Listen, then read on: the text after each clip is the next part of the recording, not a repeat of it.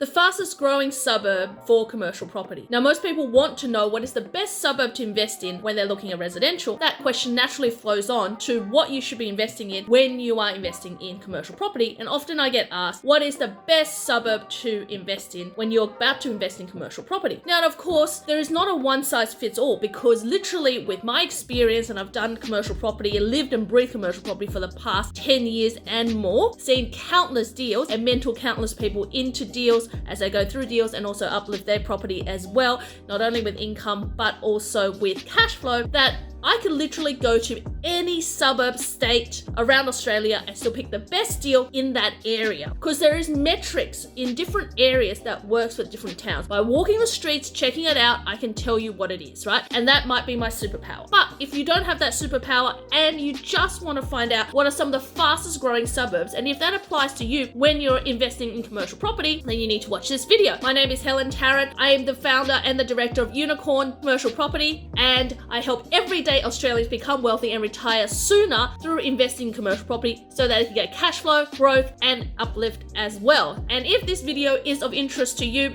and you want to continue your journey in commercial property, you want to find out more, there's heaps of different videos about how to invest in commercial property. But the most important thing is to check out one of our live events, virtual events online. There's a link below, or join our community where you can get up-to-date information on where to buy, how to invest, how to increase the value of your property through your property portfolio through investing in commercial property. Now, one of the key things when you invest in commercial property is to actually study a few different areas, like demographic movement, changing of rents. What is in demand in commercial is different from residential, but watching as people change this area and as houses prices change. So if residential prices go from 200k to 400k, you know the new group of people coming in can obviously earn a little bit more than the previous inhabitants, right? And that means they are going to want to access services, and you're going to start seeing services in those areas where they're going to be more targeted for more higher end, start to get more higher end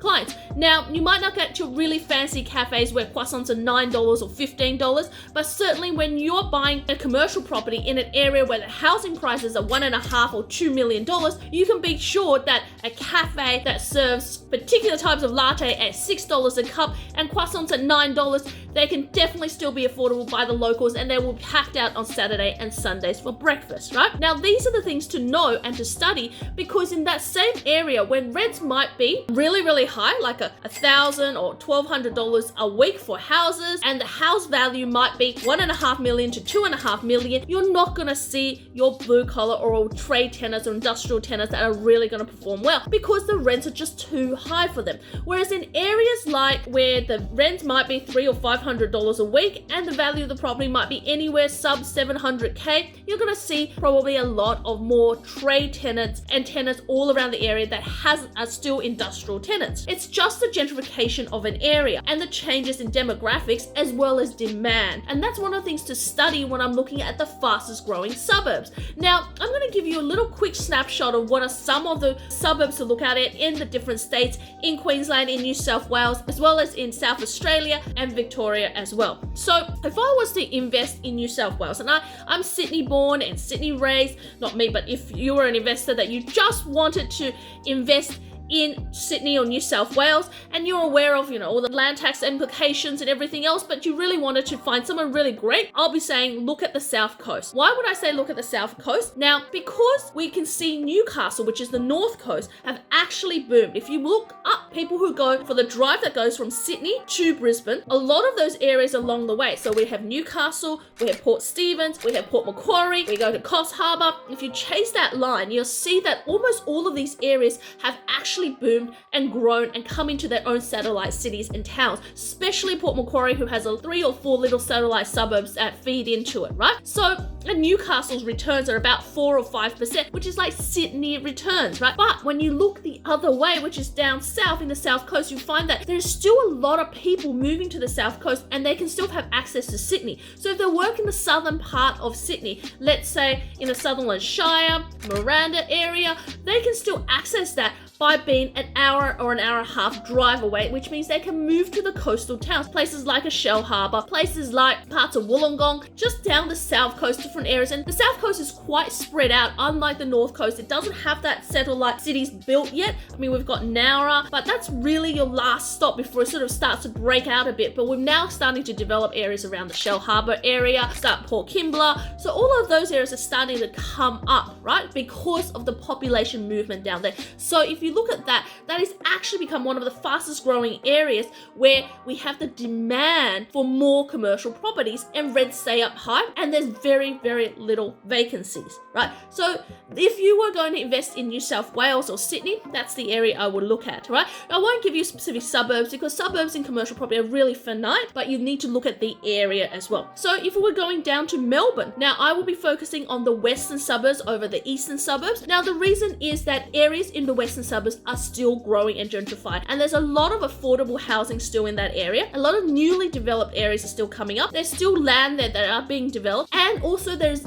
a lot of people shifting from basically your lower socioeconomic into your medium level socioeconomic times and areas. Those areas are set to boom and they have more demand for products and services and basically tenants and shopkeepers and services that you normally would find in the eastern suburbs, that it's too expensive for them traditionally, but that's all coming in. That demand is all coming in, right? And that means that there's going to be more need for commercial properties, but more need for the higher end tenants that you would traditionally find in the eastern suburbs, right? So that's a really good indicator, which means that your tenant is willing to pay more rent to be in the area, and the people who are visiting them as a customer have enough disposable income to afford it as well. So that's Melbourne. I look at the western suburbs. There's many industrial developments as well as retail and office developments and commercial developments to come. So do look out for those, but do find ones that do give you a good yield, because Victoria and Melbourne traditionally have lesser yield in comparison to the other states. So do make sure you do get the good yield so you're making some positive cash flow, or if you're at least breaking even in this market without you having to basically hold the baby and fork out from your own pockets, right? Because the whole point of commercial property is that it allows you to hold while you have capital growth, and it allows you to give you cash flow if you're looking at high yielding properties, right? So don't forget the fundamentals as well, right? Again, if this video is of value to you, all I ask is that you subscribe and you hit the bell and you make sure that you pass this information on to friends and families who can really benefit from converting from residential to commercial, or growing their residential portfolio into a combined residential and commercial portfolio. But if you did really find this video enlightening, make sure you do book in for that free strategy session or check out our community, which helps everyday Australian become wealthy through commercial property. Now on to South Australia. Where would I invest if I was in South Australia? Now I have to tell you a story. Now about 5 years ago, I did my first ever presentation in South Australia, right? Which means I usually present live on stage how to invest in commercial property since 2016. But about 5 years ago, I went to South Australia for the first time. Now I was very new, and for me, when I go into a new area, I drive around the city, or I literally hire a taxi and they drive me around the city. I talk to agents, I walk the streets to try to understand what's a good investment strategy and what is not. And one of the areas I passed is Elizabeth. Now, at the time, 5 years ago, if you can imagine 5 years ago, just people didn't want to hear about it. It was lower social, it was grungy, it was dirty. But the really important thing is I know what happens to those suburbs from the basis of Sydney, right? So I know that eventually they will become from demand. But now if we look back, areas of Elizabeth has broken up. You've got the south, you've got valley, you've got lots of different areas of Elizabeth, and the southern part of Elizabeth has really boomed. But just in Elizabeth general, there is a lot of demand. It's also one of the largest, I guess, demographic areas, right?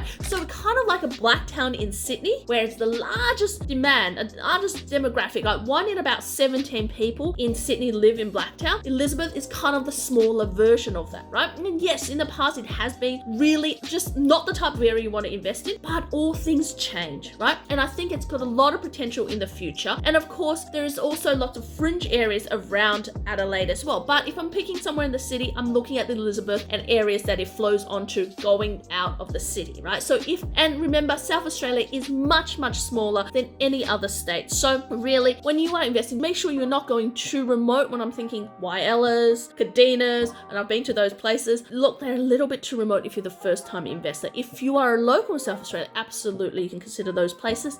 But if you're not, then I would suggest you keep it in around either the central CBD areas and the local sort of 5k, 10k around the Adelaide area, or go to an area like Elizabeth where it's still gentrifying. So I've covered off, Sydney, we've covered off Melbourne, South Australia. Our final thing is we're going to cover Queensland. Now, Queensland is interesting because when we call Queensland, look, I can cover all sorts of areas, but I'm going to just cover Brisbane for now, right? And I'll talk a little bit of regional areas in other videos, but the main thing is that when we look at Brisbane, right, a lot of people think there's a huge amount of growth that's about to happen around all the Olympic precincts. Yeah, but you're already starting to pay a premium, right? But instead, watch where the demographics is. So for example, between Brisbane and the Gold Coast, you have a far more developed areas, gentrified area, far more population demand in that area because the services already developed out, right? In comparison to the strip between Brisbane and the Sunshine Coast, where it's a lot more gridlocked, the highways aren't as good, and the developments along the side is just not formalized, right? It still will take some time, right? Whereas Brisbane, the Gold Coast, that strip is gonna only get busier and boom. Now, the really interesting thing is, as things grow,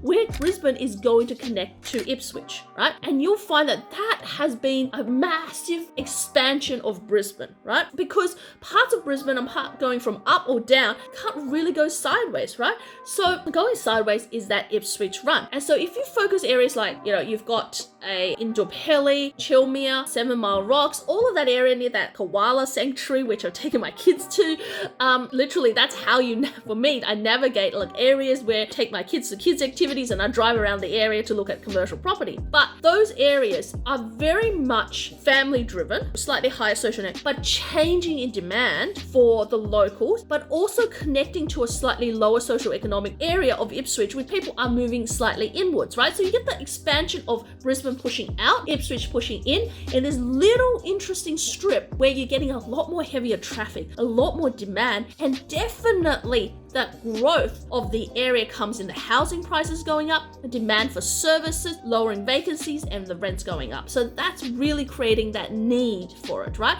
And this is where things like retail, office do so much better in those areas than industrial, because industrial gets phased out as the area gentrifies into more your medium or higher socioeconomic occupants, right? So I've covered pretty much the East Coast for you. Of course, there is always areas to consider around Tassie, ACT, and WA, and we do properties in a lot around the ACT. We do look into WA as well as Tasmania, right? But the main thing is most of our investors are going to concentrate on these 4 cities, right? 80% investors will concentrate on these 4 cities, which is why I want to cover these for you. Now, if you want to find out any other information, do reach out to us. There is a link below to find out more about what we do, but the most important thing is to hit subscribe, but also leave us a comment about what else you want to see more of in my videos, right? I look forward to helping you in your commercial property journey. And if you are looking for someone and a support team to really help you guide you through that journey from really zero to hero, really, in the commercial space, then Helen, Tarrant, Unikorn is the team for you. Click the link and register for one of our free strategy sessions, and I'll see you in the next video.